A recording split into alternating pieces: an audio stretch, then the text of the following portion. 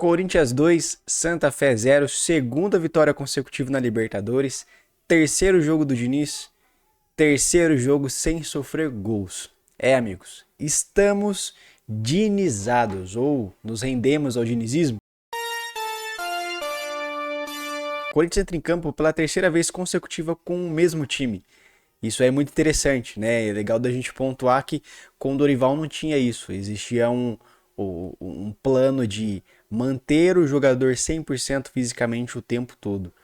E com o Diniz, em tão pouco tempo, né, espaços de tempos ali, jogadores voltando de lesão, como o Yuri Alberto, por exemplo, teve a sequência de 3 jogos, né, o que leva a gente a se perguntar, pô, será que realmente isso era muito necessário? Bom, vemos aí resultados de que provam o contrário. Primeiro tempo do Corinthians foi um primeiro tempo, para mim, um pouco oscilante. Eu acho que o Santa Fé teve a mais posse de bola, levou mais perigo para o gol do Corinthians do que o contrário. O que me agradou muito foi o início, né? Assim como o início contra o Palmeiras, o início do Corinthians foi um início que tentou se impor, tentou buscar fazer jogadas, tentou aproximação. Só que depois parece que, eu acho que pela falta de confiança dos jogadores, acaba que o time não consegue evoluir. Parece que barra ali num sistema de marcação do adversário e não consegue progredir mais.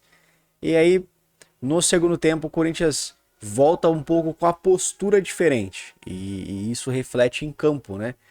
Em 2 bolas paradas, o Corinthians mata o jogo. E se houvesse um pouco mais de capricho no último passe ali, eu acho que a gente conseguiria ter saído de casa mesmo com um resultado um pouco melhor. O time do Diniz produz, tá? Ele produz, ele consegue fazer a transição com facilidade, né? É um time mais objetivo. Teve um lance até que em 3 toques o Yuri Alberto já estava na cara do gol. Na cara do gol, o modo de falar, né? Ele já teve uma chance de finalização. O Hugo toca pro André, o André acha o Garro e o Garro acha o Yuri com um passe em profundidade. Já dá pra gente ver algumas diferenças no modo de trabalho do Diniz com o Dorival e de outros técnicos que passaram por aqui. O Diniz parece até agora ser um cara menos burocrático, né? Dá pra definir, enxergar que o time tem uma saída de bola diferente do que quando era com o Dorival.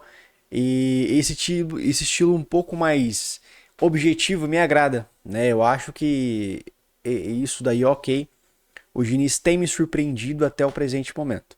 Mas ainda é muito cedo para a gente falar que estamos sentindo o dedo do Diniz.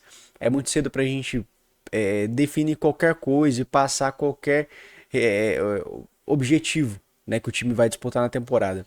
Até porque, se a gente for lembrar, o Corinthians ainda está muito mal no Brasileiro, né? O Diniz só conseguiu um empate.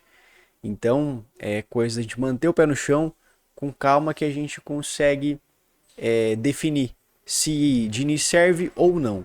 O jogo de ontem, o placar, né, o resultado era mais importante do que o desempenho. A gente vai ter um pouco mais de tranquilidade para enfrentar o Peñarol em casa. Não vai chegar ali com a faca no pescoço, tendo que conseguir o resultado a todo custo. Não. Fez o que tinha que fazer, fez o dever de casa, que foi lá vencer e não sofreu riscos. Não consigo lembrar de uma oportunidade clara que o Santa Fé teve no jogo. O Corinthians foi bem, né? O que me agrada bastante é o Kaique, né? O Kaique tem tido um comprometimento tático com o esquema, assim que a gente não imaginava que veria o Kaique fazer. Então a gente enxerga um Corinthians interessante, né? Um Kaique diferente, um Kaique que mostra que pode render algo para o time. E isso daí é essencial para uma construção de elenco.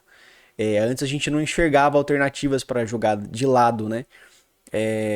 Veio o Caio César, a gente ficou com uma expectativa, mas o Kaique se tornou dono da posição ali pelo lado esquerdo. E pra gente isso tem sido uma válvula de escape.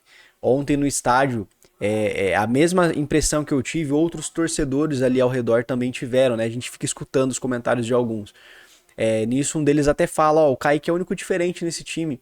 É o que pega a bola pelo lado e tenta a jogada, é o que tenta a finta, é uma característica interessante. E de fato é isso. Eu achava que o Guinegão tinha mais potencial que ele, mas tem se provado o contrário. Kaique tem sido muito interessante e importante pra gente. Preciso pontuar duas coisas com vocês, tá? Hugo Souza com os pés. É aquilo que a gente já imaginava que ia ter muita dificuldade. Teve um lance que é bizarro, bizarro. Eu não lembro quem recuou aquela bola pra ele, mas assim, ele vai dominar, a bola passa por baixo do pé dele. E se tá assim na frente do gol, era gol contra, cara. Foi bizarro aquele lance, bizarro. O Hugo Souza precisa treinar com os pés, né? Mas no mesmo treinamento que ele for fazer, tem que colocar o Ranielli junto. Ranielli, eu acho que ele se salvou pelo gol, tá? Teve ali alguns desarmes, mas sem a bola, o contrário, né? Com a bola, o Ranieri parece que não consegue desempenhar um futebol aceitável. Ele vai dominar uma bola, parece uma parede. A bola bate nele e volta. Ele vai tentar dar um passe, parece que a bola pesa 10 quilos. Ele vai tentar fazer alguma outra jogada, sair de jogo, ele não tem uma visão mínima assim para tentar abrir o jogo, sabe? E aí quando ele faz o gol e tal, é um momento que todo mundo tava pegando muito no pé dele, pelo menos no setor que eu estava. E ele faz o gol, beleza, tudo certo. Mas aí, logo praticamente em seguida, o Diniz coloca o Alan no lugar do Ranielli, né? E aí a gente vê a qualidade, assim, nossa, gritante entre Alan e Ranielli com as bolas nos pés. O Ranielli precisa melhorar essa questão urgente, sabe? Ele até fala na entrevista que precisa melhorar e realmente precisa, né? Não é para inglês ver, realmente o Ranielli tem essa dificuldade. Mas é isso, rapaziada, não quero estender muito por aqui.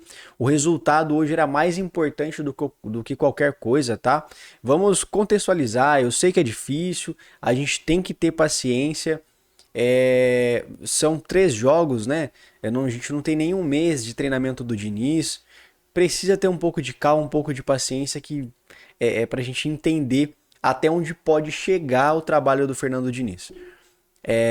Mas assim, saldo positivo, né? Eu não me lembro de quando o Corinthians teve 2 vitórias consecutivas na Libertadores. Não lembro de quando o Corinthians ficou 3 jogos sem tomar gol. Então são pontos importantes para a gente se apegar e acreditar que pode ser um trabalho que possa render frutos. Um trabalho que pode trazer algo consistente a médio e longo prazo, tá certo?